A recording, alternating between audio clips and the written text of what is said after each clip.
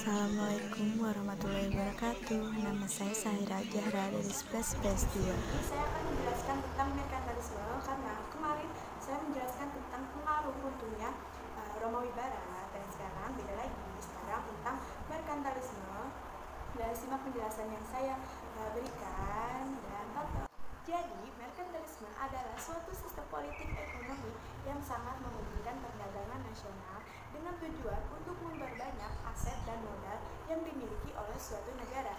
Dengan caranya dengan menumpuk kekayaan logam mulia sebanyak-banyaknya sebagai standar dan ukuran kekayaan yang dimiliki, kesejahteraan dan kekuasaan negara tersebut. Kapitalisme ini mengajarkan bahwa suatu negara dalam hal pemerintahannya harus mencapai tujuan dengan melakukan perlindungan terhadap perekonomiannya dengan cara mendorong ekspor dan mengurangi impor. Umumnya dengan memperlakukan tarif yang besar, kebijakan ekonomi pada paham. Nah, seperti ini dinamakan dengan sistem perekonomian merkantilisme. Di sini ada pengaruh merkantilisme pada bangsa Indonesia. Pengaruh merkantilisme pada bangsa Indonesia itu sangat merugikan karena Indonesia sangat menyimpang. Nah, hal itu mengakibatkan bangsa asing seperti Belanda menjajah bangsa Indonesia. Sumber daya alam yang dikeruk oleh negara Belanda yaitu sumber daya alam rempah-rempah, karena rempah-rempah sangat dibutuhkan saat itu pada zaman Perang Dunia. Setelah mengambil kekayaan Indonesia, negara Belanda ini membagikan kepada warganya dan sisanya dijual ke negara lain dengan harga yang tinggi. Selain rempah-rempah, negara Belanda juga mengambil hasil pertambangan seperti emas, logam mulia, batu bara, dan lain sebagainya.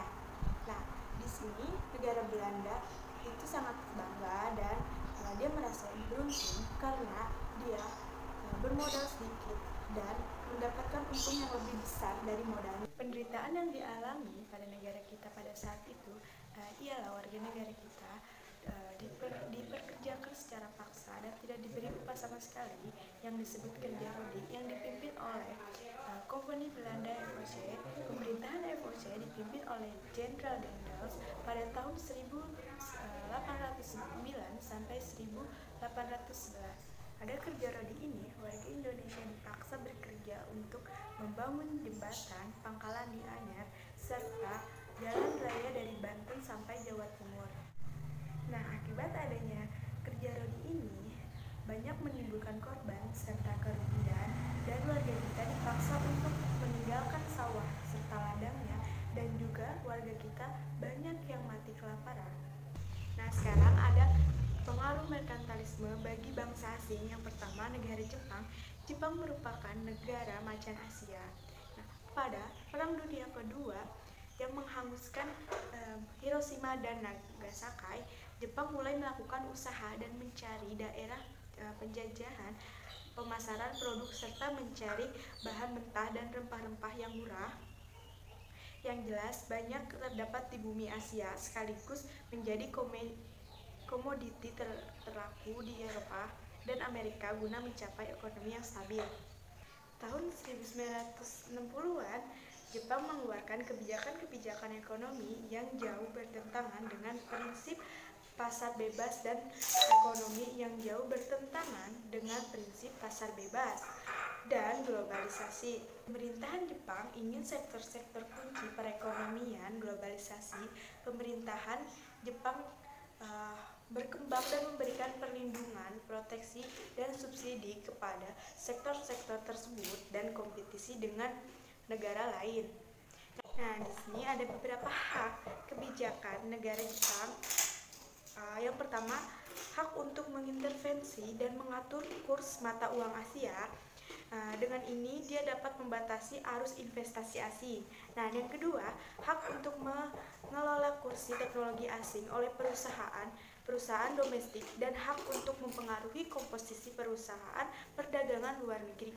Nah, hal ini menunjukkan dengan jelas bahwa macan Asia yang menggenggam ekonomi dunia, invensi pemerintahanlah yang menggerakkan Jepang untuk menuju kepada posisi di mana saat ini yang ia capai.